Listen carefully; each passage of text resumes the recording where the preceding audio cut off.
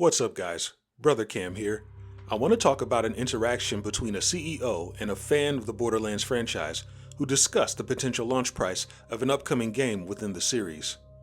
Details and reactions to the story have been out for a couple of weeks, but I hadn't solidified my thoughts about it until a few days ago. Before we get into it, please take a moment to subscribe to the channel if you haven't already, like or dislike the video if it moves you, and leave your thoughts in the comments below.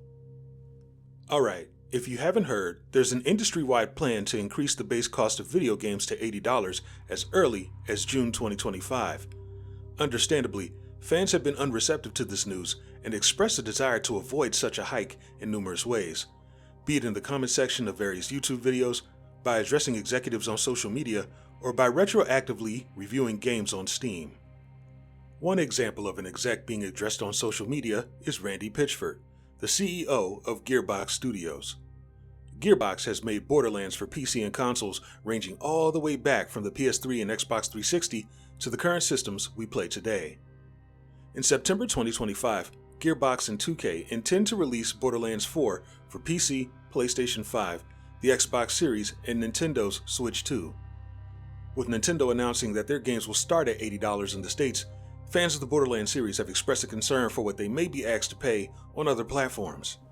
This is a fair concern when you consider Gearbox's track record of charging the standard market price for its base game, then requiring fans to pay additional money for much of its DLC. Keep in mind that AAA publishers have only been charging $70 per game for roughly 5 years. It isn't like the $60 price tag that stood firm for close to 2 decades before increasing in cost. Back to Randy Pitchford. On May 13th, Randy shared a post on X from Nintendo of America that featured a video discussing Borderlands 4. One of the comments to Randy's repost expressed a hope that he'll use his position as CEO to keep Borderlands from being released with an $80 price sticker. Randy replied to the comment and claimed that the price of Borderlands 4 wasn't his call, and that if the fan were real, he'd find a way to pay whatever it costs. Reaction to Randy's replies were understandably spicy, to say the least. I'll leave a link in the description if there's some possible chance you haven't seen them by now. Speaking for myself, I think $80 is a reasonable price for a deluxe or ultimate edition of a game, depending on the value it offers. As a base cost, I think it's too soon to consider an increase after moving to $70 only a few years ago. I know that we're dealing with inflation, and for gamers who prefer physical media, there may be a concern for tariffs, but when I look back to the recession of 2008, I don't remember publishers panicking to increase the cost of games back then. We've all heard the argument that it costs more money to make games today than it did before, but the counter-argument remains that spending hundreds of millions to make one game is still as much of a choice as it is a requirement. If there's one thing that hasn't changed about gaming from then to now, is that a high production budget doesn't guarantee a high-quality experience. Nowadays, it seems as if publishers are racing to see who can make games with the most expensive bugs and how fast they can pass the cost of those bugs to the consumer. All Borderlands fans are asking is that Gearbox and 2K refrain from passing more of that cost to its player base. Because at the end of the day, Gearbox and 2K are going to make their money. If not from Borderlands base game, then possibly its DLC.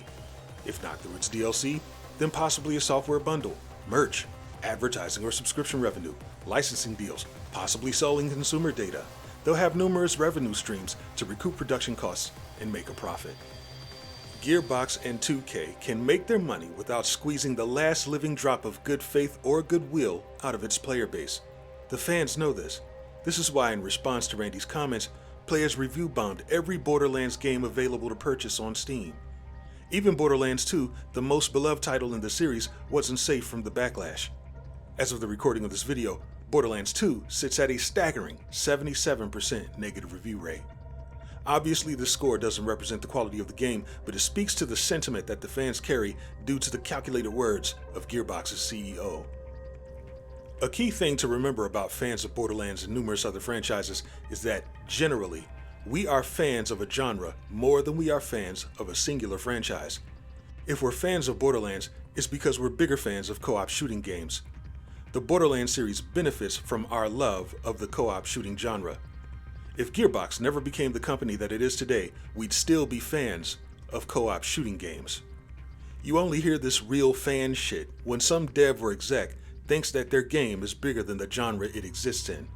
And fans have effectively communicated to Randy that the Borderlands series isn't bigger than the co-op shooting genre. No game is. This is why you have to be careful about how you treat your customer base. After years of predatory, anti-consumer business practices, players have been forced to become savvy with not just their money, but their attention.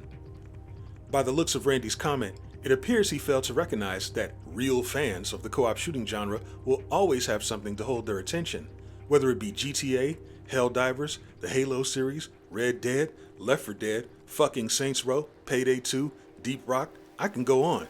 I haven't even mentioned the free-to-play shit.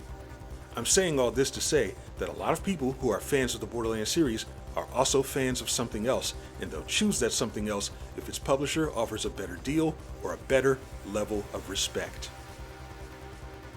After hundreds of thousands of dollars spent on base games, DLCs, microtransactions, merch, and other IP-related costs, fans of the Borderlands series know what their attention is worth. This is why gaslighting them with a real fan remark might be a fucking fatal mistake for Borderlands 4. Combine this recent fiasco with coverage about Take-Two's latest license agreement, and the optics simply don't look good for the Borderlands franchise. As a player who has and probably will again support some scummy gaming publisher, I am not about to suggest whether or not to support Borderlands 4. If you intend to support this game despite recent controversy and growing concerns with its privacy terms, by all means, do what you will. At some point, there's going to be a sale. Whether it be through your platform store or some gray market discount, players are going to pursue the deal that's best for them. And I support it. For some, that deal may involve not supporting the game at all. I understand that too. Because at the end of the day, the only person looking out for your wallet, time, and experience is you. And maybe the people you play with. That's all I have for now. Be sure to like this video if you enjoyed it and subscribe for more content like this as well as my live streams. I frequently play and talk about co-op shooters and run an open lobby for people I'm familiar with.